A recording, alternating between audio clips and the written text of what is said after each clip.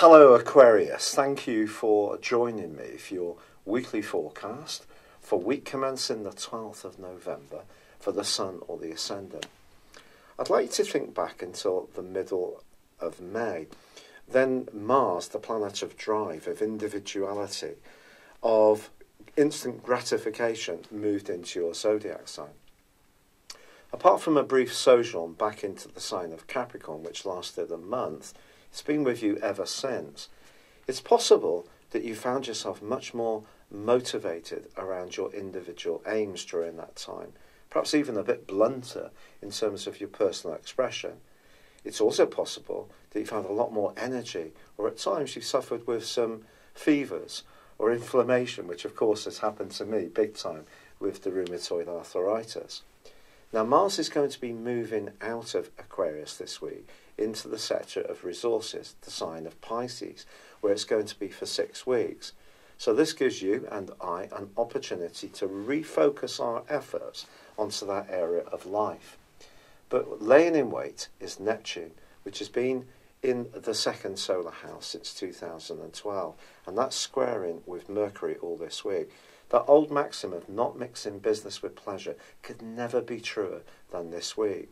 Even if you are doing business with someone you don't know, your naturally friendly and democratic way of doing things needs to be put to one side. So do be as businesslike and factual around any kind of agreements that you're thinking of doing or discussing with anyone else.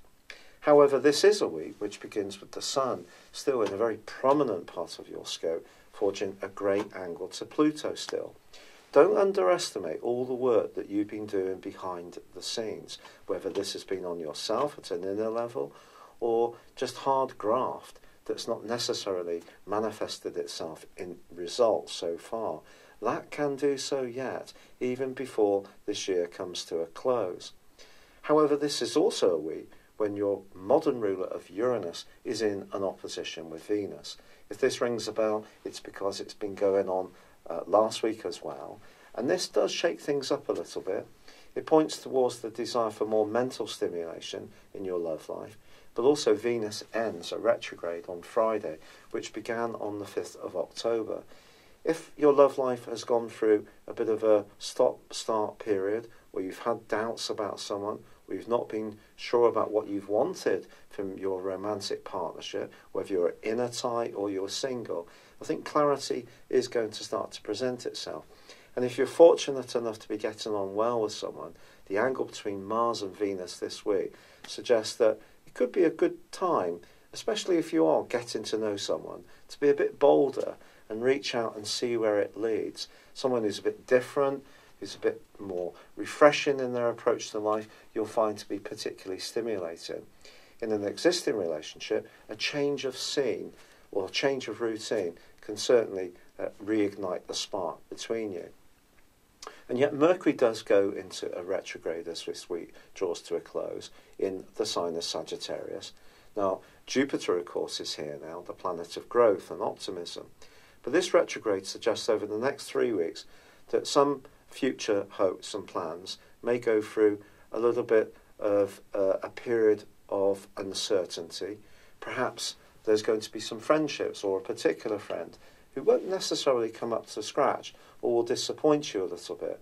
The quarter moon this week in your opposite sign of Leo suggests that a relationship with someone at work may be a bit challenging, won't necessarily flow quite as well as you would like. All we can do is try to keep the lines of communication open and try to ensure that what we commit to, whether in text messages or emails or verbally, is clearly understood by anyone we're communicating with. That's the best way to challenge Mercury's retrograde. But Mercury retrograde can also be an opportunity to get clearer about the things that haven't been working very well in our situations. So see it as a positive too. It's been a real pleasure being with you. I'd love it if you would like or comment on this video, or if you've yet to do so, please do subscribe to this channel. Thank you. Thank you for joining me. If you'd like to know more, please visit my website at www.patrickarundell.com or download my free app in iOS, Google or Facebook at www.horoscope-ace.com. Thanks and goodbye.